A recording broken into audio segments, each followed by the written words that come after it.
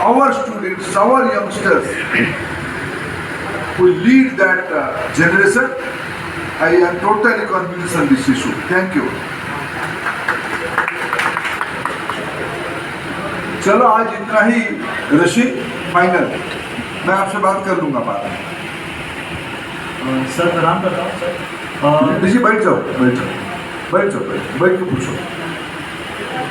Sir आप जानते हैं जैसे वेस्ट बंगाल में बीजेपी एक इमर्जिंग फोर्स हो रही है, 40% वोट शेयर लेकर आती है और 7 महीने के बाद लोकसभा का इलेक्शन है। सोशल मीडिया इन्फ्लुएंसर्स के लिए आप क्या मैसेज एक सिंपल वे में बोलना चाहेंगे कि वो कैसे ये जो पॉजिटिव वर्क जो सेंट्रल गवर्नमेंट ने किया है, मोदी गवर्नमेंट ने किया है, तो उसको वो कैसे स्प्रेड करें, कैसे वो पॉजिटिविटी जो आपने कहा कि पॉजिटिविटी की बात आपने की, वो पॉजिटिविटी कैसे वो ज़्यादा से ज़्यादा वो करें और कैसे आपकी तरफ से जो गवर्नमेंट की तरफ से जो इन्फॉर्मेशन है जो सरल शब्दों में सिंपल लैंग्वेज में जिससे एक आम आदमी भी समझ सके कि इतना सारा काम हुआ है, क्योंकि बहुत कभी बहुत कॉम्प्लेक्स फॉर्म में आती है वो चीज़ें।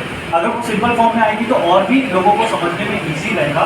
तो उस विषय में आप के 2 शब्द जानना चाहते थे। Thank you. देखिए, मैं बहुत धन्यवाद देता हूँ ऋषि जी को।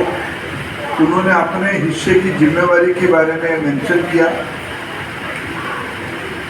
मोदी जी की नेतृत्व सिर्फ एक राजनीतिक अधिकार के लिए नहीं है, इस देश को एक नया ट्रांसफॉर्मेटिव रूट पे ले जाने के लिए एक स्ट्रैटेजी। ऐसा हमें यंग जनरेशन को सोचना चाहिए। इसलिए जो पिछले 9 साल और चुनाव में जाते जाते 10 साल हो जाएगा, इस 10 साल को अगर हम पिछले प्रीवियस 10 साल के साथ हम कंपैरिजन कर दें, उनकी गारंटी और मोदी की गारंटी की कंपैरिजन हो जाएगा। एक उदाहरण मैं आपको देता हूं। उन्होंने पिछले 10 साल में किसानों की एक बार ऋण माफी किया। कहा गया कि 70,000 करोड़ रुपया उसमें हमने दिया।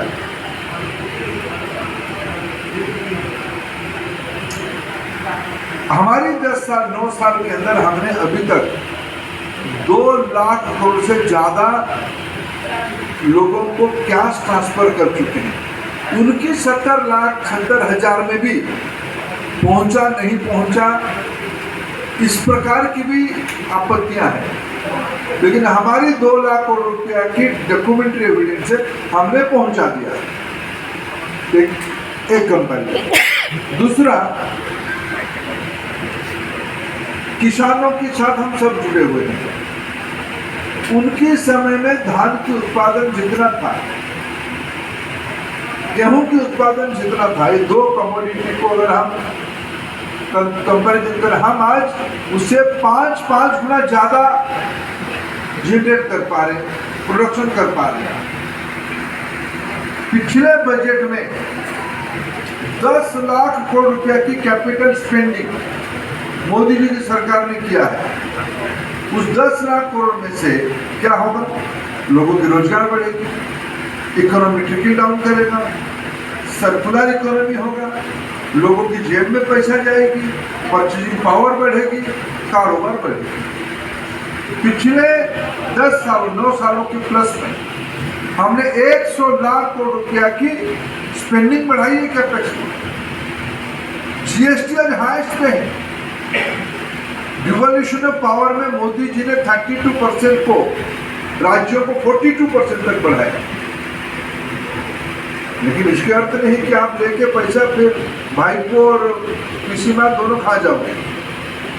गरीबों के लिए देना पड़ेगा। हिसाब तो हम मांगेंगे क्यों? गरीबों को पैसा है। ये सारे जानकारी कहाँ आपको मिलेगा? मैं आपको 3 पॉइंट बताता हूँ। एक तो प्रधानमंत्री जी की हैंडल, रोज कुछ ना कुछ सरल शब्द में आ ही जाता है। रिंकू जी ने जैसे कहा, उसको आगे बढ़ा दो। दूसरा, नमो ऐप में अच्छे इंफोग्राफिक्स नमो ऐप में मिल रहा है। नमो ऐप की मैंने विजिटर्स और बढ़ाइए, उसकी लाइक्स करने वाले लोगों की संख्या बढ़ाइए। उसमें रजिस्टर कराइए। तीसरा, mygov.in में सरकार की विभाग वाइज सारे अच्छे कामों की इंफॉर्मेशन है, बड़े सरल तरीके से। रेलवे हो, रोड हो, एयरपोर्ट्स हो, गरीब कल्याण हो, शिक्षा के ऊपर खर्चे की हो, हेल्थ में हमारे इन्वेस्टमेंट हो। किसी देश में आप कल्पना करो, मैं 2 स्टैटिस्टिक्स आपको देता हूँ। पॉपुलेशन की 75% लोगों को हर एक महीना मुफ्त में 5 किलो अनाज देना। दुनिया में आज कोई भी देश करने की स्थिति में नहीं है, भारत कर रहा है। फूड सिक्योरिटी की, सोशल वेलफेयर की, सोशल सिक्योरिटी की इतनी बड़ा स्कीम किसी भी देश नहीं चला रहा है, मोदी जी चला रहे हैं। भारत में हेल्थ केयर में कोविड क्राइसिस में आज तक 200 करोड़ डोजेस लग चुका है, उसके ऊपर लग चुका है। First dose, second dose, booster dose. कोई भी देश इतना बड़ा हेल्थ केयर सिस्टम नहीं किया है। ये सब डॉक्यूमेंट है।